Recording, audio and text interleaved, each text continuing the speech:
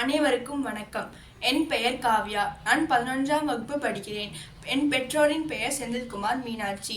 ஐயா அமுனியின் பெயர் ராஜாங்கம் தமிழரசி. ஐயா அவத்தாவின் பெயர் ஜெயப்பிரகாஷ் மீனாட்சி.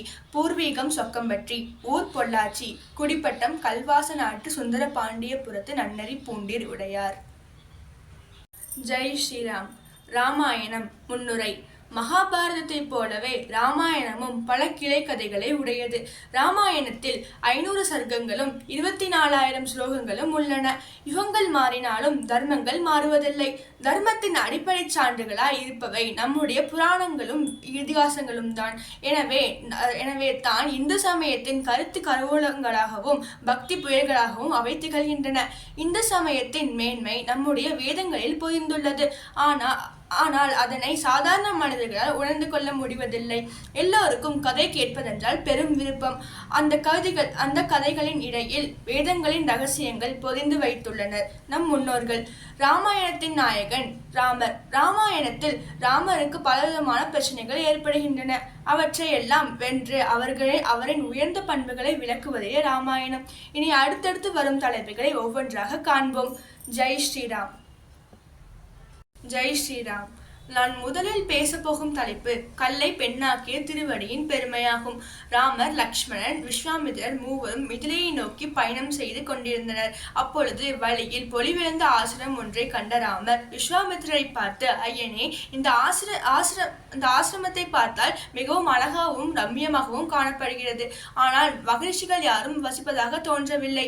இதற்கு காரணம் என்ன என்று கேட்டார். அதற்கு விஸ்வாமித்திரர் சொல்லத் தொடங்கினார். கௌதமர் என்னும் தவசி இங்கே வாழ்ந்து வந்தார். அவருடைய மனைவிதான் அகலிகை. அவள் பேரழகு வாய்ந்தவள். அவளின் மீது மோகம் கொண்ட இந்திரன் அவளை எப்படியாவது அடைய வேண்டும் என்று எண்ணினான். அதனால் அதிகாலை விடியும் முன் சேவலாக மாறி கூவினார். கௌதமர் அப்பொழுது விடிந்து விட்டது என்று எண்ணி எழுந்து நீராக சென்றார். அப்பொழுது கௌதமர் போல் வேடம் தரித்து இந்திரன் அங்கு வந்தான். வந்தது இந்திரன்தான் என்று தெரியாமல் அகலிகையும் அவருடன் ஆனந்தமாக இருந்தாள். அப்பொழுது அங்கு கௌதமர் இந்திரனை பார்த்து மிகவும் கோபமடைந்தார். கௌதம முனிவர் இந்திரனை பார்த்து மிகவும் கோபமடைந்து பூனையாய் மாற சாபமிட்டார். அகலிகையை பார்த்து, நீ காற்றை தவிர வேறு எதுவும் உண்ணாமல் யார் கண்ணுக்கும் தெரியாமல் 1000 ஆண்டுகள் வரையில் கிடப்பாய் என்று சபித்தார். அகலிகை தன் கணவரிடம், சுவாமி, நான் என்னை அறியாமல் தவறு செய்து விட்டேன். என்னை மன்னிக்க வேண்டும் மற்றும் எனக்கு எப்பொழுது சாப விமோச்சனம் கிடைக்கும் என்று கேட்டாள்.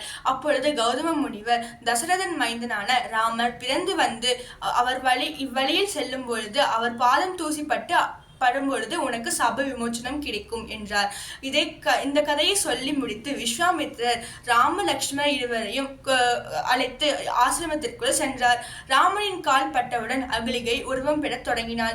1000 ஆண்டுகள் செய்த தவத்தாலும் ராமரின் வருகையாலும் அவள் மாசு நீங்கி மணி போல் ஒளிர தொடங்கினாள். அகலிகையும் விதிப்படி ராமனுக்கு அதிதி பூஜை செய்தார். ராமன் அகலிகையின் உபசரிப்பை ஏற்றுக்கொண்டார். தேவர்கள் பூமாறி பொழிந்தனர். ஞான பார்வையில் மூலம் இதை கண்ட கௌதம முனிவர் அங்கு விரைந்து வந்தார். நீண்ட கால தவத்தால் தூய்மை அடைந்த அகலிகையை தன் மனைவியாக ஏற்றுக்கொண்டார் கௌதம முனிவரும் விஸ்வாமித்திரரையும் ராமலட்சுமணர்களையும் உபசரித்தார். அதன் பிறகு கௌதம முனிவரிடமும் அகலிகையிடமும் விடை பெற்று மூவரும் மிதிலையை நோக்கி நடக்கத் தொடங்கினர். இதுவே ராமபிரபுவின் திருவடியின் பெருமையாகும். ஸ்ரீராம ஜெயம்.